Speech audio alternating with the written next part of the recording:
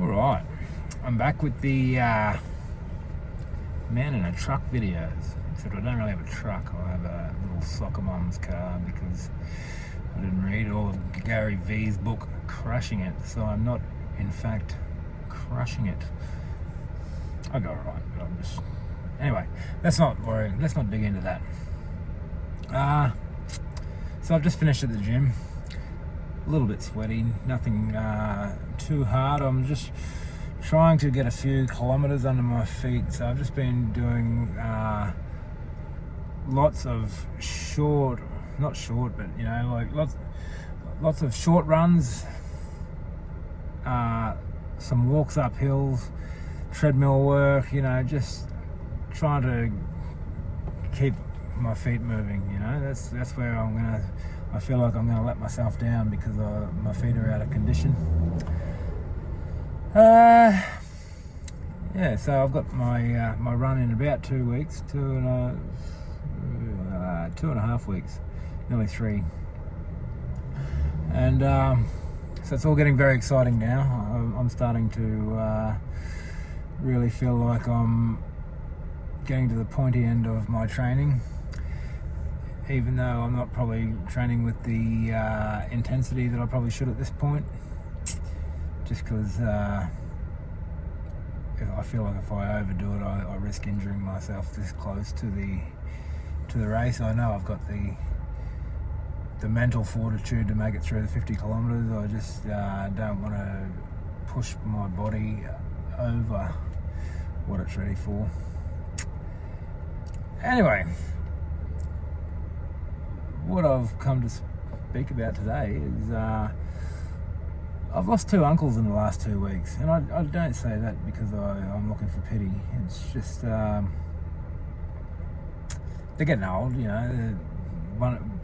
One was 80, and the other one was pretty close to 80. He'd be late 70s. So the second one was getting ready to go to the first one's funeral when he sort of dropped dead. And he's left just, cars and all sorts of shit that he was working on for everyone to clean up after him. And, I don't say that to speak ill of the dead. It's just, he was an eccentric gentleman, He was always looking to make a quick buck, but I think he spent more of it than he ever made out of his little side projects.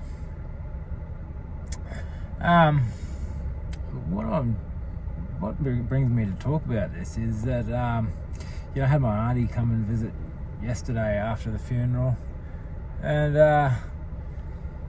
she's speaking about how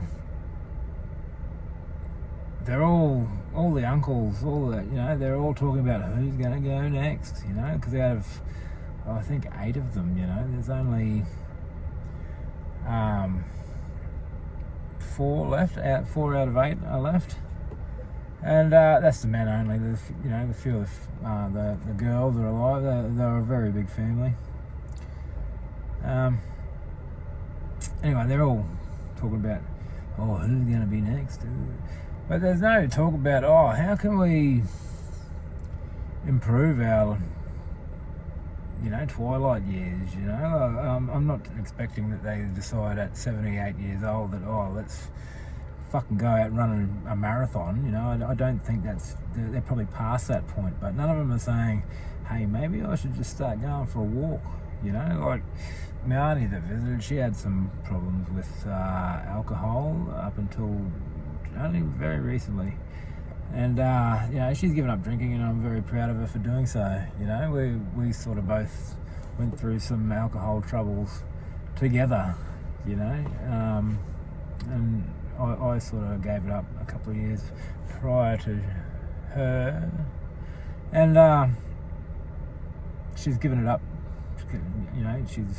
She became a grandmother, and it just had a few little problems that popped up around that time, and she just decided now's time to give it up, or it's going to kill me, sort of thing. And I'm proud of her for that. She made that decision, and she's sticking with it, and it's great. But yeah, it just makes me, I just can't understand. How would you watch 4 of your brothers die, and then you just think, am I going to be next? Get off your ass.